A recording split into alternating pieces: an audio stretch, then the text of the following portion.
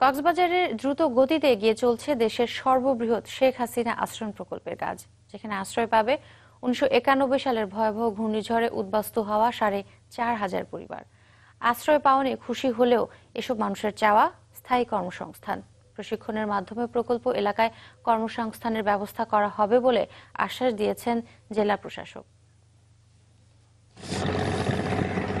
কক্সবাজারের বাঁকখালী নদীর পাশে প্রায় ২৫৪ একর জমিতে খুরুশকুল বিশেষ আশ্রয়ন প্রকল্পটির কাজ শুরু হয় ২০১৭ সালের শেষ দিকে, যার তত্ত্বাবধানে আছে সেনাবাহিনী।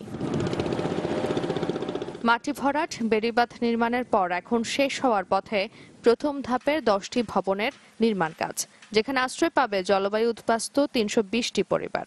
শুরু হয়েছে দ্বিতীয় ধাপের ভবনের কাজও। বিল্ডিং এর কাজ ৯৫% শেষ, আর ৫% ফিনিশিং কাজ চলতেছে। আমরা আশা করি ফেব্রুয়ারি মাসের মাঝামাঝি কাজ শেষ হবে। ১৯৯১ সালের ভয়াবহ ঘূর্ণিঝড়ে উদ্বাস্তু কুতুবদিয়া উপজেলার যেসব মানুষ কক্সবাজারের বিভিন্ন এলাকায় আশ্রয় নেয়, তাদের জন্যই এই প্রকল্প। এখন স্থায়ী ঠিকানা পেতে যাওয়ায় তারা খুশি হলেও দাবি জানিয়েছেন কর্মসংস্থানের। আমাদের মাননীয় প্রধানমন্ত্রীর স্বপ্ন বাস্তবায়ন হোক, আমাদেরও একটা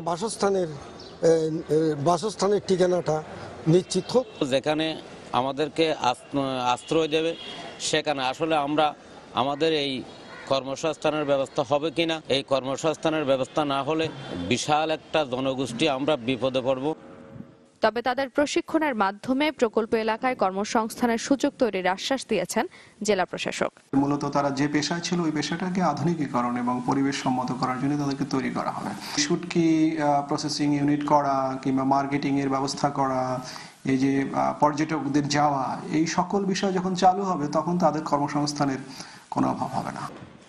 খুরুশকুল আশ্রয়ন প্রকল্পে থাকছে ৫ তলা বিশিষ্ট ১৩৯টি ভবন ও ১০ তলা বিশিষ্ট একটি টাওয়ার। চলতি মাসের শেষ দিকে এটি উদ্বোধনের কথা রয়েছে প্রধানমন্ত্রী শেখ হাসিনার। Desk report, channel 24।